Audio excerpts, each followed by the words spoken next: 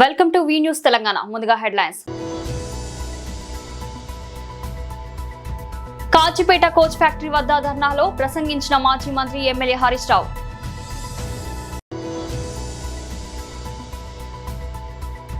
BJP Kisan Morcha రాష్ట్ర అధ్యక్షుడు శ్రీ బస్వా లక్ష్మీ నరసింహ గారి ప్రెస్ మీట్.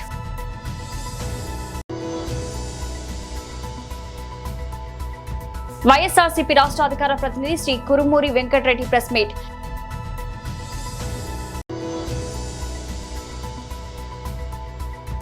ఏబీ ప్రాజెక్టులను అడ్డుకోండి, కేఆర్ఐ ఎంపీకి తెలంగాణ ఫిర్యాదు. కాజిపేట కోచ్ ఫ్యాక్టరీ వద్ద ధర్నాలో ప్రసంగించిన మాజీ మంత్రి ఎమ్మెల్యే హరీష్ రావు. ప్రభుత్వ మాజీ చీఫ్ విప్ మిత్రులు వినయ్ భాస్కర్ గారు, శాసన మండలిలో ప్రతిపక్ష నాయకులు గౌరవనీయులు పెద్దలు మధుసూదనాచారి గారు, మాజీ మంత్రివర్యులు గౌరవనీయులు పెద్దలు దయాకర్ రావు అన్న గారు, మాజీ శాసనసభ్యులు గౌరవనీయులు తాటికొండ రాజన్న గారు, ఆరూరు రమేష్ గారు, శంకర్ నాయక్ గారు, పెద్ది సుదర్శన్ రెడ్డి గారు, నాగుర్ల వెంకన్న గారు, డాక్టర్ యాదవ్ రెడ్డి గారు, మరి చాలా మంది ఉన్నారు. గౌరవ కార్పొరేటర్లు, కాజిపేట బీఆర్ఎస్ నాయకులకు, భూ నిర్వాసితులకు, ఆటో డ్రైవర్లకు, స్థానిక టాక్సీ డ్రైవర్లకు, ముఖ్యంగా మా ఉద్యోగాలు మాకు కావాలని ఇక్కడికి వచ్చేసినటువంటి మా వరంగల్, కాజీపేట అన్నాదమ్ముళ్ళు, అక్క చెల్లెళ్ళు, మీడియా మిత్రులు అందరికీ పేరు పేరు నమస్కారం తెలియజేస్తా ఉన్నా. ఒక మంచి కార్యక్రమాన్ని బీఆర్ఎస్ పార్టీ ఆధ్వర్యంలో తీసుకున్నందుకు వినయ్ భాస్కర్ గారిని, మీ అందరినీ కూడా నేను అభినందిస్తా ఉన్నా. ఆనాడు మా ఉద్యోగాలు మాకు కావాలనే తెలంగాణ ఉద్యమం వచ్చింది. కేసీఆర్ గారు రాష్ట్రాన్ని సాధించడమే కాదు, స్థానికులకు 95% ఉద్యోగాల్లో వాటా కల్పించిండు ఆ రోజు కేసీఆర్ గారు. కేసీఆర్ గారు రాష్ట్రపతి ఉత్తర్వులను సవరించి అన్ని రాష్ట్ర ప్రభుత్వ ఉద్యోగాల్లో ఏ జిల్లా ఉద్యోగాలు ఆ జిల్లా బిడ్డలకే 95% దక్కే విధంగా రాష్ట్రపతి ఉత్తర్వులను సాధించింది నాడు బీఆర్ఎస్ ప్రభుత్వం. మరి మన రైల్వే కోచ్ ఫ్యాక్టరీ, ఈ కోచ్ ఫ్యాక్టరీ పోరాటం ఈనాటిది కాదు, 50 ఏండ్ల పోరాటం, 50 ఏండ్ల ఉద్యమం. ఇలా ఈ కోచ్ ఫ్యాక్టరీ తెలంగాణ రాష్ట్రం రావడం వల్ల ఈరోజు ఈ కోచ్ ఫ్యాక్టరీ మనకు వచ్చింది. ఎందుకంటే ఆ రోజు రాష్ట్ర విభజన చట్టంలో కాజీపేటలో కోచ్ ఫ్యాక్టరీ పెడతామని పార్లమెంట్ లో బిల్లు పాస్ అయింది కనుక కేసీఆర్ గారు రాష్ట్రం సాధించడం వల్ల ఈ రోజు ఈ కోచ్ ఫ్యాక్టరీ అనేటువంటిది అడుగు ముందుకు పడ్డది. ముఖ్యంగా ఈ కోచ్ ఫ్యాక్టరీ మనం ఎందుకు పోరాటం చేసినాం? ఈ ప్రాంతంలో అభివృద్ధి రావాలని, ఈ ప్రాంతంలో ఉద్యోగాలు రావాలని, ఈ ప్రాంతంలో ఆటో డ్రైవర్లకు, టాక్సీ డ్రైవర్లకు, చిరు వ్యాపారులకు ఉపాధి దొరకాలని కదా మనం కోచ్ ఫ్యాక్టరీ కావాలన్నది. 50 ఏళ్ల తర్వాత ఇవాళ కోచ్ ఫ్యాక్టరీ వస్తే ఇవాళ స్థానికులకు ఉద్యోగాలు లేవని ఈ బీజేపీ ప్రభుత్వం మనకు అన్యాయం చేస్తా ఉంది. నిజానికి కోచ్ ఫ్యాక్టరీకి ఆ రోజు 150 ఎకరాల భూమిని సేకరించి ఇచ్చింది కూడా బీఆర్ఎస్ ప్రభుత్వమే. ఆ 150 ఎకరాలు దేవాదాయ శాఖ భూములుంటే హైకోర్టు పర్మిషన్ తీసుకొని దేవాదాయ శాఖకు డబ్బులు చెల్లించి ఈ కోచ్ ఫ్యాక్టరీకి భూములు ఇచ్చింది బీఆర్ఎస్ ప్రభుత్వం. బీజేపీ కిసాన్ మోర్చా రాష్ట్ర అధ్యక్షుడు శ్రీ బస్వా లక్ష్మీ నరసింహ గారి ప్రెస్ బైట్. దేశానికి వెన్నుముక అంటే రైతులే. ఈరోజు కాంగ్రెస్ పార్టీ, రేవంత్ గారి ప్రభుత్వం పూర్తిగా రైతుల సంక్షేమాన్ని పూర్తిగా విస్మరించి పరిపాలన చేయడం జరుగుతున్నది. వరంగల్ డిక్లరేషన్లో ఏవైతే వాళ్ళు వాగ్దానాలు చేసి అధికారంలోకి వచ్చారో దాన్ని పూర్తి స్థాయిలో విస్మరించి రుణమాఫీ కానీ, అదేవిధంగా ఎంఎస్పీ కానీ, రైతు భరోసా కానీ పూర్తి స్థాయిలో వాళ్ళు విస్మరించడం జరుగుతున్నది. ముఖ్యంగా ఈ రైతు భరోసా ఏదైతే ఉందో దాదాపు ఇప్పటికీ 27,000 కోట్ల రూపాయలను ఇవ్వాల్సింది ఉంది ప్రభుత్వము.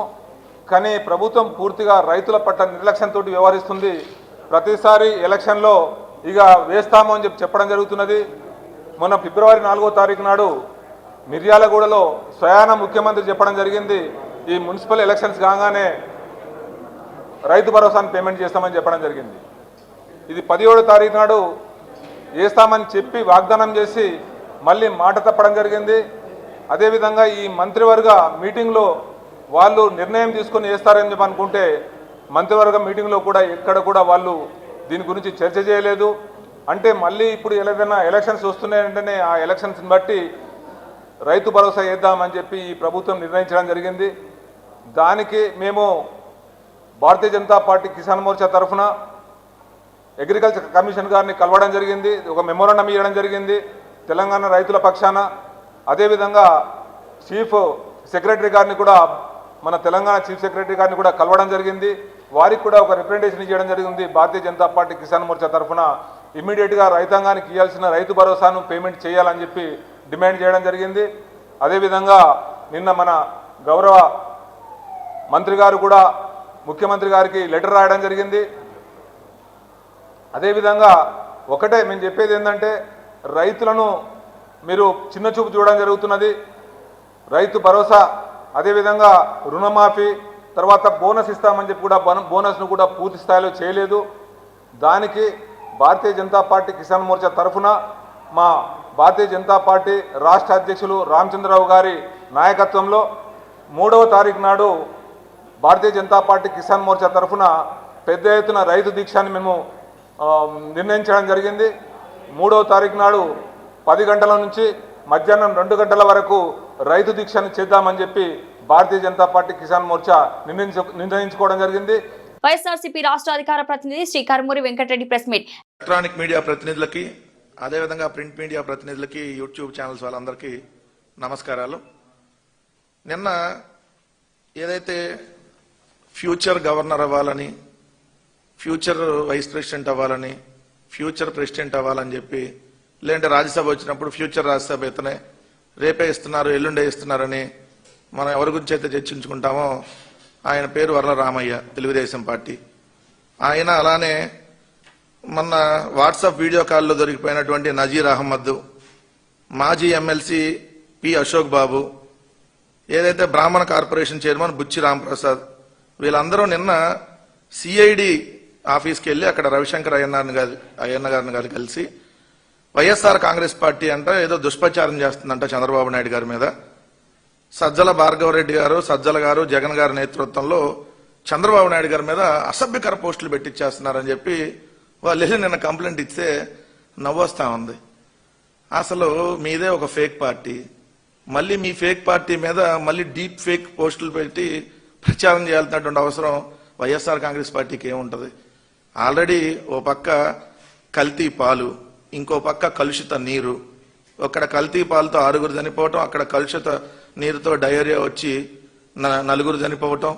ఈ రాష్ట్రంలో అనేక సమస్యలు, ఏ జిల్లా వెళ్ళినా, ఏ నియోజకవర్గం వెళ్ళినా వందలాది సమస్యలు ఈరోజు ప్రజలకి సమస్యలతో ప్రజలందరూ ఈరోజు అల్లాడుతూ ఉంటే అవన్నీ వైఎస్ఆర్ కాంగ్రెస్ పార్టీ అడ్రస్ చేస్తూ ఉంటే, ఏదైతే అడ్రస్ చేస్తున్నటువంటి సోషల్ మీడియా మీద ఏదో ఒక రకంగా మళ్ళీ తప్పుడు కేసులు పెట్టి నిరోధించాలనేటటువంటి ప్రయత్నం, నియంత్రించాలనేటువంటి ప్రయత్నం.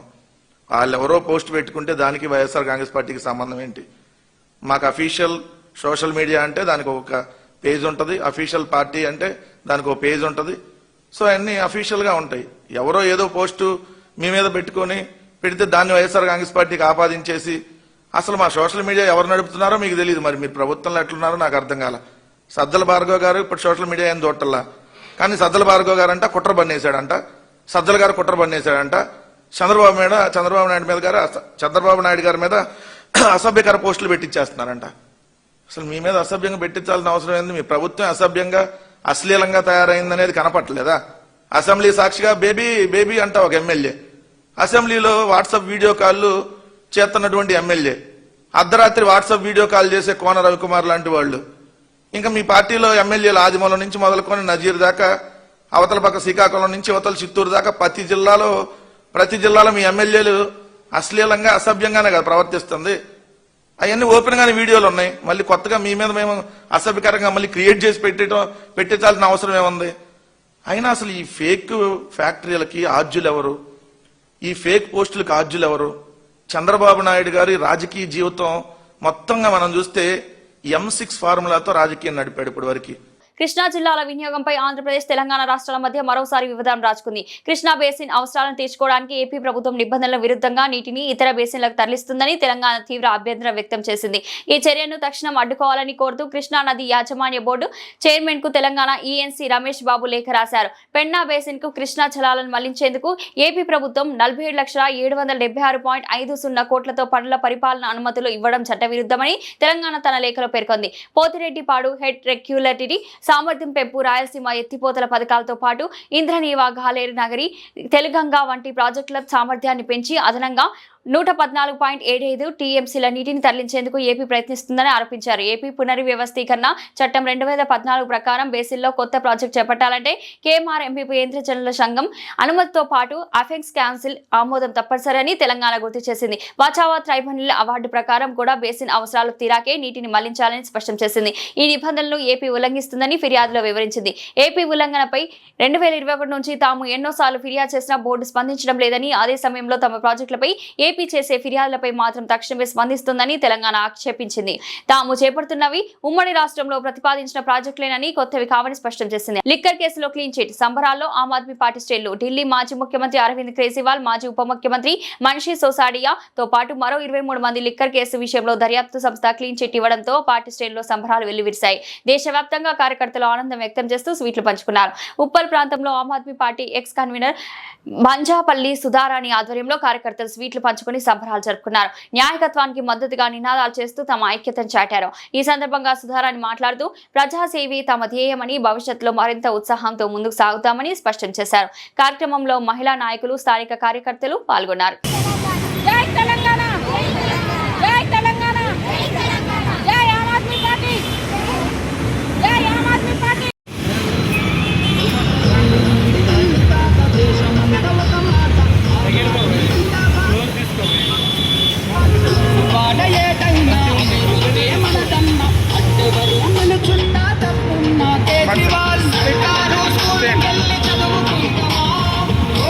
నమస్కారం అండి.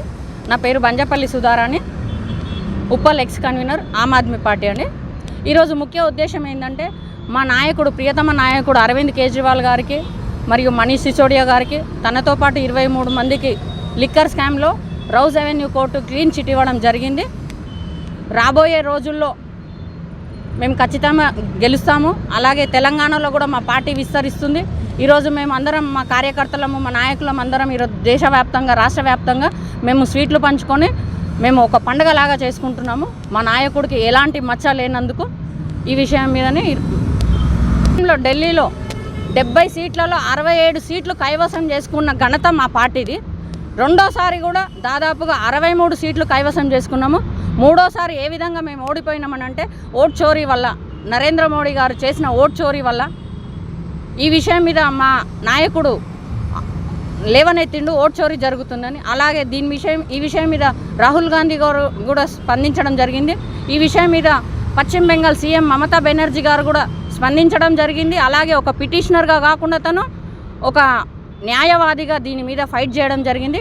ఖచ్చితంగా ఇది ఓట్ చోరీ వల్ల మేము ఓడిపోయిందే, కానీ మేము ఓడిపోయినామని అనుకోవట్లేదు. ఇది వీళ్ళు అడ్డదారిలో వచ్చి గెలిచిన గెలుపును మేము గెలుపని అనుకోవట్లేదు. రాబోయే రోజుల్లో మేము తెలంగాణలో కూడా మా పార్టీ విస్తరిస్తుంది. అందరికీ ధీటుగా మేము సమాధానం చెప్తాము. విషయం మీద సిబిఐకి కూడా రౌజ్ అవెన్యూ కోర్టు ముట్టికాయలు వేసింది. ఏ విధంగా అంటే ఎలాంటి ఆధారాలు లేకుండా నిరాధారమైన ఇదితో కేసులు వేయడం వల్ల సమాజంలో వాళ్ళకి పలుకుబడితో ఉన్న ఒక సీఎం అయినందుకు, తర్వాత కోర్టు సమయాన్ని వృధా చేసినందుకు కోర్టు మొట్టికాయలు వేసింది. ఈరోజు డబుల్ ఇంజన్ సర్కారు బీజేపీది అయినా కానీ ఏ విధంగా మీ దగ్గర ఒక రకమైన సాక్ష్యం లేదా, కాబట్టి ఇది ఒక దొంగతనంగా అంటే అన్యాయంగా అక్రమంగా పెట్టిన కేసు అని కోర్టు ఆల్రెడీ తీర్పిచ్చేసింది. కాబట్టి ఈరోజు మేము రాష్ట్ర వ్యాప్తంగా, మేము దేశవ్యాప్తంగా మేము పండగ చేసుకుంటున్నాము. మా నాయకుడికి క్లీన్ చిట్ వచ్చినందుకు. నమస్కారం అండి. కాజుపేట పర్యటనలో కార్మికుల పక్షాన పోరాటం అంటున్న హరీష్ రావుపై ఎమ్మెల్యే నాహిని రాజేందర్ రెడ్డి తీవ్రంగా స్పందించారు. గత 10 సంవత్సరాలు అధికారంలో ఉన్నప్పుడు కాజుపేట రైల్వే కోచ్ ఫ్యాక్టరీ గురించి ఎందుకు పట్టించుకోలేదని ప్రశ్నించారు. కాంగ్రెస్ హయాంలో 20 కోట్ల రూపాయలు మంజూరు చేసి 54 ఎకరాల భూమి స్వాధీనం చేసుకున్న విషయాన్ని గుర్తు చేశారు. నోట్ల రద్దు, జీఎస్టీ, వ్యవసాయ చట్టాల విషయంలో కేంద్రంతో కలిసి నడిచింది మీరే కాదా అని నిలదీశారు. విభజన హామీలను ఎందుకు అమలు చేయలేదని ప్రశ్నించారు. కాజుపేటకు కోచ్ ఫ్యాక్టరీ, బయ్యారం ఉక్కు కర్మాగారం, గిరిజన విశ్వవిద్యాలయం కోసం ఒక్కరోజైనా కృషి చేశారా అని అడిగారు. బస్టాండ్ స్థలం కేటాయింపు, ఆర్ఓబి పూర్తి, నగర అభివృద్ధి పనులు తమ హయాంలో జరిగాయని తెలిపారు. ఉమ్మడి జిల్లాలో 12లో 11 స్థానాలు కాంగ్రెస్ కు రావడం ప్రజల తీర్పు అని తెలిపారు. ప్రజల తీర్పుపై ఆత్మ పరిశీలన చేసుకోవాలని సూచించారు. సంసారం చేశారు కదా బీజేపీ బీఆర్ఎస్, ఏమి చేయగలిగినరు? వాళ్ళు చెప్తుండ్రు ల్యాండ్ అక్వైర్ అట మొదట వాళ్ళు చేసిండ్రంట కోచ్ ఫ్యాక్టరీకి కాజుపేట. దాని గురించి పొన్నా లక్ష్మయ్య గారు ఎండోమెంట్ మినిస్టర్ ఉండగా 20 కోట్ల రూపాయలు ఎండోమెంట్ కట్టి 53 ఎకరాలు ఫస్ట్ అక్వైర్ చేసింది కాంగ్రెస్ పార్టీ. దీని మీద చరిత్ర ఖైదాలు, ప్రతి ఒక్క ఖైదా మేము ముందు పెడతా. తెలుసుకోండి, చరిత్ర తెలియకుండా మాట్లాడటం అలవాటు అయిపోయింది వీళ్ళది. దుష్ప్రచారాలకు అలవాటు పడిపోయినరు. కానీ హరీష్ రావు గారు మీలాంటి వ్యక్తి 4 సార్లు గెలిచి ఇలా ఈ విధమైన మాటలు మాట్లాడటం, ఎవరిని మోసం చేద్దామని, కాజుపేట ఇంకెన్నిసార్లు మోసం చేద్దామని వస్తున్నారు? 15 ఏళ్ళకెళ్ళి ఎమ్మెల్యే ఉన్నాడు కదా అప్పుడు, మరి ఏం చేసిండ్రు? బస్టాండ్ గురించి గతంలో వినయ్ భాస్కర్ గారు, ప్రణయ్ భాస్కర్ గారు వీళ్ళందరూ ధర్నాలు ఇవి అవి కాజుపేట చేశాను కదా. నేను సూటికి ఒక్క ప్రశ్న అడుగుతానా, 10 ఏళ్లల్లో కాజుపేటకు మీరు చేసింది ఏందో చెప్పండి. సెంట్రల్ గవర్నమెంట్ బీజేపీ బీఆర్ఎస్ కలిసే కదా మీరు ఉన్నది. ప్రతి తీర్మానం చేసి పంపింది ముందుగా దేశంలోనే డిమానిటేషన్ కానీ, జిఎస్టీ కానీ, అగ్రికల్చర్ బిల్ కానీ, ఏవి కానీ విధానానికి అసెంబ్లీలో బిల్ తీర్మానం చేసుకొని మీరు పంపింది మీరే కదా మద్దతుగా. మరి ఇది ఎందుకు చేయలేకపోయినారు? కాజుపేటలో కోచ్ ఫ్యాక్టరీ గురించి విభజన చట్టంలో పొందుపరిచింది సోనియా గాంధీ గారు. గర్వంగా చెప్తున్నయ్యాల. ఇది తప్ప అడగండి ఎవరినే కానీ. పింక్ బుక్కులకి వెళ్ళి తొలగించే వరకు కూడా మీకు సోయి లేదు. విభజన చట్టంలో పెట్టిన ఏంటి? 1 కోచ్ ఫ్యాక్టరీ, 2 బయ్యారబ్ గన్లు, 3 ట్రైబల్ యూనివర్సిటీ. మీకేమన్నా సోయి ఉన్నదా? 10 ఏళ్ళైనా ఊసెత్తినరా? కనీసం డివిజన్ గురించి మాట్లాడినరా? కాజీపేటని ఖతం చేసేసి అనగదొక్కి ఏమి చేయలేక ఆఖరికి 30 బెడ్ల హాస్పిటల్కు కొబ్బరికాయ కొట్టి మంత్రి వచ్చి కూడా పోయినరు కదా. 30 బెడ్ల హాస్పిటల్ కూడా తెలియని మీరు ఇవాళ వచ్చి ఆల్రెడీ మీరు వచ్చేదో డబ్బాలు కొట్టుకొని పోవటం కాదు. ఆల్ పార్టీ జేఏసీ వాళ్ళు వీళ్ళందరూ కలిసి లోకల్ వాళ్ళకు ఉద్యోగాలు ఇవ్వాలని ప్రతి ఒక్కరు కోరటమే. కానీ మీరు కోరటం అంటే హాస్యాస్పదంగా ఉన్నది. నవ్వుకుంటున్నారు. మీరు చెప్పే పోరాటం ఏదైతే మాట్లాడులో ఆ హక్కు కంపల్సరీ కావాల్సిందే. కానీ మీరు అడగటమా ఈరోజు 10 ఏళ్ళల్లా తినుకుంటా కూర్చొని ఇవాళ హోస్ట్లోకి వచ్చి వచ్చి మాట్లాడుతున్నారా? సిగ్గనిపించట్లే? ఒక పెద్ద మనిషిపై ఉండి మీరు 144 ఎకరాలు అక్వైర్ చేసి మొదట మేము చేసినామని చెప్తున్నారా? మేము 54 ఎకరాలు 20 కోట్ల రూపాయలు ఇవాళ మీ దాంట్లోనే ఉన్నారు. పొన్నా లక్ష్మయ్య గారు, వారిని అడగని పెద్దల్ని. ఫస్ట్ అక్వైర్ చేసింది కాంగ్రెస్ పార్టీ. విభజన చట్టంలో పెట్టింది కాంగ్రెస్ పార్టీ. ఇవాళ కాజుపేటలో మీరు తేలేని 15 ఏళ్ళు తేలేంది 2 ఏళ్లలో బస్టాండ్ కోసం జాగ తీసుకొచ్చింది కాంగ్రెస్ పార్టీ. అది మా గొప్పతనం. అది మీరు వదిలిపెట్టి పోయిన బ్రిడ్జు, కాజుపేట ఫాతిమానగర్ బ్రిడ్జుని 16.5 కోట్లు తక్షణం బిల్లు పట్టుకొచ్చి ఇలా పని స్టార్ట్ చేసి 2 నెలల్లో పట్టణ ప్రజలకు ఒప్పచెప్పబోయేది కాంగ్రెస్ పార్టీ. మార్కాపురం జిల్లా కనిగిరి నియోజకవర్గం పామూరు పట్టణంలోని శిశు మందిర్ పాఠశాలలో ఈ రోజు ఉదయం 9 గంటల నుంచి సైన్స్ డే కార్యక్రమం నిర్వహించారు. విద్యార్థుల్లో శాస్త్రీయ దృక్పథం పెంపొందించేందుకు ఈ కార్యక్రమాన్ని ప్రత్యేకంగా నిర్వహించారు. ఈ కార్యక్రమంలో 3వ తరగతి నుండి 7వ తరగతి వరకు చదువుతున్న విద్యార్థులు వివిధ రకాల అద్భుత ప్రాజెక్టులను తయారు చేసి వాటి విశేషాలను వివరించారు. వారి ప్రతిభా ప్రదర్శనకు హాజరైన వారు ప్రశంసలు కురిపించారు. ఈ కార్యక్రమంలో పాఠశాల కార్యదర్శి దర్శి సత్యనారాయణ, అధ్యక్షులు కొట్టె వెంకటేశ్వర్లు, సమితి కార్యదర్శి వరద ఓబెలేషు, అతిథిగా డాక్టర్ కొట్టె సురేష్, ప్రధానాచార్య చింతలపూడి సౌజన్య, ఆచార్య బృందం పల్లెకర్లు పాల్గొన్నారు. కార్యక్రమం విజయవంతంగా ముగిసింది. Science is the way of human development. You and me, both are created and developed by science and technology. I think today is the National Science Day in India. I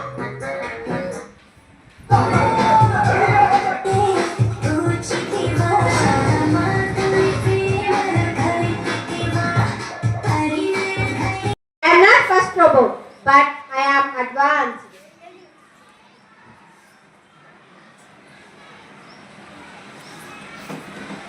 I am created by George Devil from America. I am created by Sophia from Russia. First is the best, so I am great.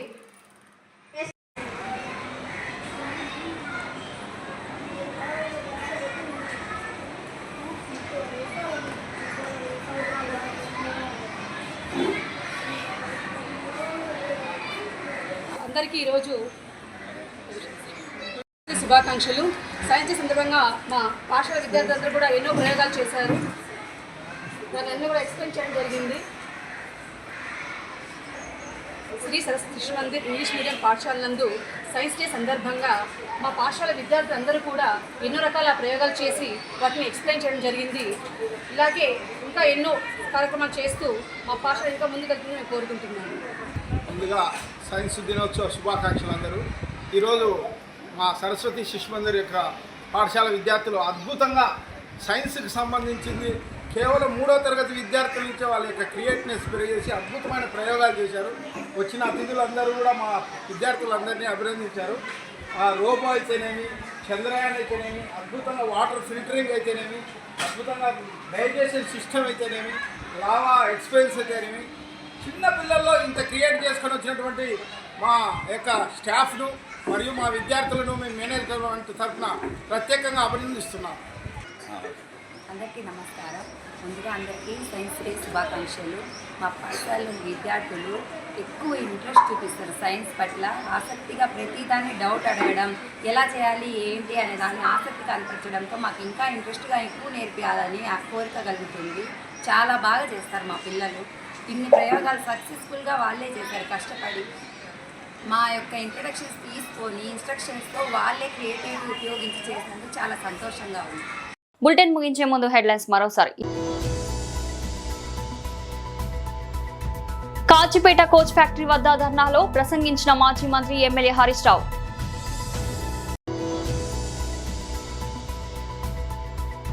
BJP Kisan Morcha రాష్ట్ర అధ్యక్షుడు శ్రీ బస్వా లక్ష్మీ నరసింహ గారి press meet.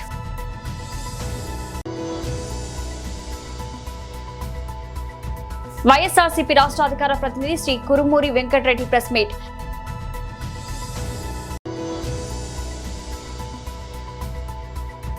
ఏబీ ప్రాజెక్టులను అడ్డుకోండి, KRI ఎంపీకి తెలంగాణ ఫిర్యాదు.